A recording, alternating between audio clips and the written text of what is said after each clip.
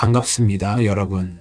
오늘 영상에서는 뼈를 깎는 인내심으로 첫 번째 종잣돈 1억 원을 모은 분들이 이제 그 자본을 5억 원으로 불려나가는 과정에서 반드시 거쳐야 할 경제적 관점의 전환에 대해 깊이 있게 나누어 보려고 합니다. 단순히 통장의 숫자가 5배 커지는 물리적인 변화를 이야기하는 것이 아닙니다. 1억 원에서 5억 원으로 가는 길은 내가 돈을 위해 일하던 근로자에서 돈이 나를 위해 일하게 만드는 자본가로 완전히 탈바꿈하는 패러다임의 전환기입니다. 과거 부모님 세대처럼 은행에 돈을 묵혀두고 이자만 받아서는 결코 도달할 수 없는 영역이기도 합니다. 오늘 심층 분석을 통해 우리는 전 세계 수천만 명의 경제관을 뒤흔든 부자 아빠, 가난한 아빠의 저자 로버트 기요사키의 철학을 바탕으로 진짜 자산과 가짜 자산을 구분하는 냉혹한 기준을 세워볼 것입니다. 내 주머니에서 돈을 빼가는 부채를 멀리하고 내 주머니에 돈을 넣어주는 자산을 매입하여 스스로 굴러가는 자본 시스템을 구축하는 원리를 상세히 파헤쳐 보겠습니다. 나아가 돈의 심리학의 저자 모건 하우절이 강조한 부자가 되는 것과 부자로 남는 것의 차이를 명확히 인지하고 거시경제의 극심한 변동성 속에서도 자산을 잃지 않고 5억 원이라는 목표를 향해 나아가는 단단한 투자 마인드를 함께 정립해 보겠습니다. 우리가 1억 원이라는 첫 번째 종잣돈을 모으기까지는 근로소득과 극단적인 절약이 가장 중요한 무기였습니다. 커피값을 아끼고 남들에게 보여주기 위한 소비를 참아내며 매달 월급의 상당 부분을 강제로 저축하는 고통스러운 과정을 견뎌냈습니다. 그렇게 통장에 찍힌 1억 원이라는 숫자를 보며 많은 사람들은 이제 부자가 되는 일만 남았다고 안도합니다. 하지만 역설적으로 가장 많은 사람들이 투자의 길을 잃고 헤매는 구간이 바로 이 1억 원을 달성한 직후입니다. 지금까지 성공 방정식이었던 무조건 안 쓰고 저축하기라는 방식이 1억 원을 넘어가는 순간부터는 그 효율성을 급격하게 상실하기 때문입니다. 1년에 2천만 원을 저축하는 사람이 1억 원을 모으는 데는 5년이 걸립니다. 똑같은 방식으로 5억 원을 모으려면 25년이라는 아득한 시간이 필요합니다. 그 25년 동안 물가는 가만히 멈춰 있지 않습니다. 자장면 가격과 버스 요금이 오르듯 거시경제의 인플레이션은 우리가 은행에 모아둔 1억 원의 실질적인 구매력을 매일매일 갉아먹습니다. 결국 노동과 절약만으로 5억 원을 달성하겠다는 계획은 화폐 가치가 끊임없이 하락하는 자본주의 시스템의 기본 원리를 역행하는 매우 위험한 발상입니다. 이제 우리는 1억 원이라는 단단한 눈뭉치를 내 두 손으로 굴리는 것을 멈추고 이 눈뭉치가 스스로 눈을 묻히며 굴러갈 수 있는 가파르고 긴 언덕 위에 올려놓아야 합니다. 그것이 바로 로버트 기요사키가 말하는 자본이 일하게 만드는 시스템의 시작점입니다. 근로소득의 한계를 깨닫고 자본가의 길로 들어서기 위해 가장 먼저 해야 할 일은 우리가 일상적으로 사용하는 경제 용어의 개념을 완전히 뒤집는 것입니다. 로버트 기요사키는 그의 저서에서 가난한 사람들과 중산층은 부채를 사면서 그것을 자산이라고 착각한다고 날카롭게 지적합니다. 그가 정의하는 자산과 부채의 구분 기준은 회계장부에 적힌 복잡한 공식이 아닙니다. 오직 현금 흐름의 방향성 하나뿐입니다. 당신의 주머니에 지속적으로 돈을 넣어주는 것은 자산이고 당신의 주머니에서 지속적으로 돈을 빼가는 것은 부채입니다. 이 단순하고도 명쾌한 기준을 우리의 삶에 적용해보면 그동안 자산이라고 믿었던 수많은 것들이 사실은 부채였음을 깨닫게 됩니다. 가장 대표적인 예가 바로 자동차입니다. 많은 사회 초년생들이 1억 원 가까운 돈을 모으게 되면 그동안 고생한 자신에 대한 보상으로 값비싼 수입차를 구매하고 싶어 합니다. 자동차 딜러들은 자동차를 귀하의 자산이라고 부르지만 기요사키의 기준에서 자동차는 완벽한 부채입니다. 구매하는 순간부터 감가상각이 발생하여 가격이 하락하고 매년 수백만 원의 보험료와 세금, 그리고 수리비와 기름값을 내 주머니에서 끊임없이 빼가기 때문입니다. 우리가 거주하기 위해 대출을 받아 무리하게 구매한 크고 화려한 집 역시 마찬가지입니다. 집값이 오를 것이라는 기대감만으로 매월 막대한 이자와 관리비 재산세를 감당해야 한다면 그 집은 나의 현금 흐름을 마이너스로 만드는 거대한 부채로 작동하고 있는 것입니다. 진정한 부자들은 이러한 가짜 자산을 멀리합니다. 그들은 절약해서 모은 1억 원이라는 소중한 종잣돈을 결코 감가상각되는 소비재나 나의 현금을 갉아먹는 곳에 낭비하지 않습니다. 그들은 오직 내 주머니에 새로운 돈을 끊임없이 불어넣어줄 진짜 자산을 매입하는데 모든 자본을 집중합니다. 그렇다면 1억 원을 5억 원으로 불려줄 진짜 자산에는 어떤 것들이 있을까요? 현금 흐름을 창출하고 장기적으로 가치가 상승하여 나의 자본을 증식시켜주는 대표적인 자산군을 세 가지 차원으로 나누어 살펴볼 수 있습니다. 첫 번째는 배당과 성장을 동시에 가져다주는 우량 기업의 주식 지분입니다. 내가 직접 사업체를 차리고 직원을 고용하는 것은 막대한 위험과 비용이 따릅니다. 하지만 자본주의 시장에는 이미 글로벌 패권을 쥐고 천문학적인 현금을 벌어들이는 훌륭한 기업들이 널려 있습니다. 미국의 대형 기술주들이나 글로벌 시장의 우량 기업들의 주식을 산다는 것은 그 기업의 동업자가 되어 전 세계 수많은 똑똑한 인재들이 나를 위해 밤낮 없이 일하게 만드는 가장 효율적인 방법입니다. 이 기업들이 혁신을 통해 벌어들인 이익은 배당금이라는 현금 흐름으로 내 주머니에 들어오고 기업의 가치가 커지면 주가 상승이라는 자본 차익까지 안겨줍니다.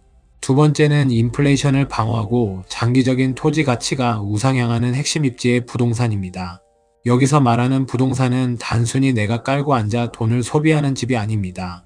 매월 안정적인 임대 수익을 창출하는 수익형 부동산이거나 혹은 현재는 낡았지만 향후 새로운 주거 인프라로 탈바꿈할 수 있는 서울의 핵심 재개발, 구역 빌라처럼 뚜렷한 미래 가치를 품고 있는 토지 지분을 의미합니다. 실물 자산은 종이 화폐의 가치가 하락할 때 그 하락분을 가격에 고스란히 반영하며 특히 대체 불가능한 핵심 입지의 희소성은 거시경제의 위기 속에서도 자산의 하방을 단단하게 지지해주는 강력한 무기가 됩니다. 세 번째는 디지털 시대의 새로운 가치 저장 수단으로 부상한 비트코인과 같은 희소 자산입니다. 앞서 언급한 주식이나 부동산이 특정 국가의 경제 상황이나 중앙은행의 금리 정책에 크게 영향을 받는다면 수학적 알고리즘으로 발행량이 완벽하게 고정된 디지털 자산은 기존 명목 화폐 시스템의 붕괴 리스크를 해지하는 거시적인 보험 역할을 수행합니다. 특정 기업의 실적이나 임대인의 상황에 얽매이지 않고 오로지 전 세계적인 유동성과 수요 공급의 법칙에 의해서만 가치가 결정되는 중립적 자산을 포트폴리오의 일부로 편입하는 것은 1억 원의 종잣돈을 더욱 안전하고 폭발적으로 굴리기 위한 매우 현대적인 자산 매입 원칙입니다. 기요사키의 원칙에 따라 진짜 자산을 매입했다면 이제부터는 그 자산들이 만들어내는 현금 흐름과 수익을 어떻게 다루느냐가 5억 원 달성의 속도를 결정짓습니다. 많은 사람들이 주식에서 배당금을 받거나 부동산에서 월세를 받으면 그것을 즉시 소비해 버립니다. 여행을 가거나 비싼 옷을 사는데 써버리는 것입니다. 이는 자본이 낳은 황금알을 낳는 거위를 조금씩 베어 먹는 것과 같습니다. 1억 원을 5억 원으로 만들기 위해 반드시 지켜야 할 철칙은 자산이 벌어들인 소득을 다시 자산으로 재투자하는 것입니다.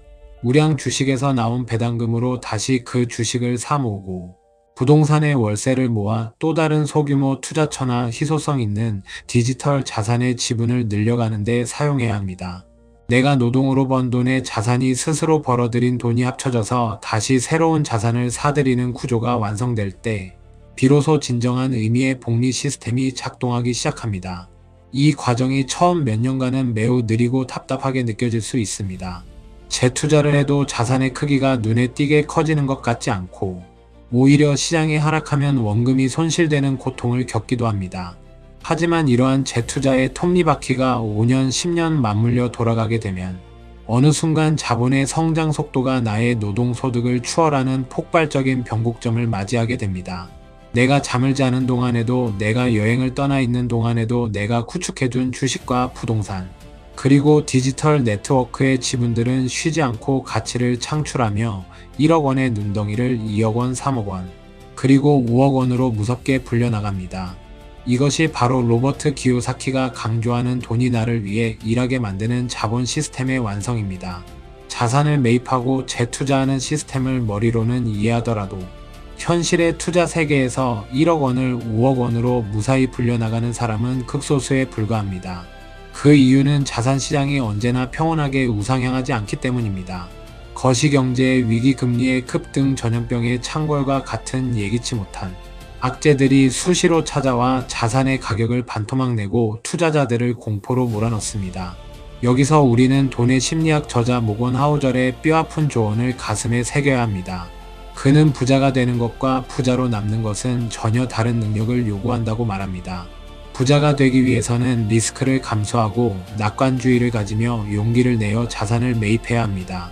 하지만 모은 부를 유지하고 더 큰 부로 성장시키기 위해서는 살아남겠다는 강박과 겸손함, 그리고 시장의 변동성을 견뎌내는 지독한 인내심이 필요합니다. 1억 원을 힘들게 모아 주식이나 부동산에 투자했는데 거시경제의 충격으로 자산 가치가 7천만 원, 6천만 원으로 떨어지는 것을 눈앞에서 목격하면 인간의 뇌는 극도의 패닉에 빠집니다. 당장 이 돈이라도 건져야겠다는 생각에 바닥에서 훌륭한 자산을 헐값에 던져버립니다. 그리고 현금을 쥐고 안도하지만 결국 시장이 다시 회복할 때 그 과실을 누리지 못하고 영원히 자본주의의 패배자로 남게 됩니다. 5억 원이라는 목표에 도달하기 위해서는 자산 가격의 하락을 시스템이 붕괴하는 적신호가 아니라 훌륭한 자산을 더 싼 가격에 매입할 수 있는 박앤세일 기간으로 바라보는 마인드의 전환이 필수적입니다. 내가 산 자산이 감가상각되는 자동차가 아니라 장기적으로 가치를 창출하는 우량 기업의 지분이고 서울 핵심 입지의 토지이며 완벽한 희소성을 가진 디지털 자산이라는 확신이 있다면 시장의 변동성은 두려움의 대상이 아니라 자산을 폭발적으로 늘릴 수 있는 가장 완벽한 기회가 됩니다. 살아남는 자만이 복리의 마법을 누릴 자격이 있습니다. 위기의 순간에 현금 흐름을 통제하고 무리한 레버리지를 경계하며 우직하게 시장에 머무르는 생존의 기술이야말로 5억 원 달성을 위한 가장 강력한 무기입니다.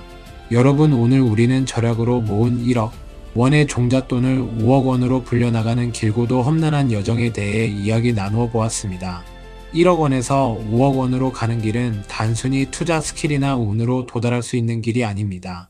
그것은 내 주머니에 돈을 갉아먹는 가짜 자산을 멀리하고 장기적인 현금 흐름과 미래 가치를 창출하는 진짜 자산만을 엄선하여 담아내는 고도의 지적 훈련 과정입니다. 노동의 대가로 얻은 소중한 자본을 주식시장의 혁신 기업들과 부동산 시장의 핵심 입지, 그리고 새로운 금융 패러다임의 중립적 자산에 적절히 배분하여 돈이 돈을 버는 무한한 궤도에 올려놓는 작업입니다. 로버트 기요사키의 통찰처럼 가난한 자들은 돈을 위해 일하지만 부자들은 돈이 자신을 위해 일하게 만듭니다. 여러분의 통장에 찍힌 1억 원을 가만히 잠재워 두지 마십시오. 거시경제의 흐름을 읽고 모건 하우절이 강조한 살아남는 투자의 지혜를 발휘하여 시장의 폭풍우 속에서도 여러분의 자산이 스스로 가치를 불려나가도록 인내하고 또 인내하시기 바랍니다. 이 단단하고 지루한 자본 축적의 과정을 견뎌내고 5억 원이라는 두 번째 임계점에 도달하는 순간 여러분은 더 이상 돈 때문에 억지로 일하지 않아도 되는 진정한 자본가의 시각을 갖추게 될 것입니다.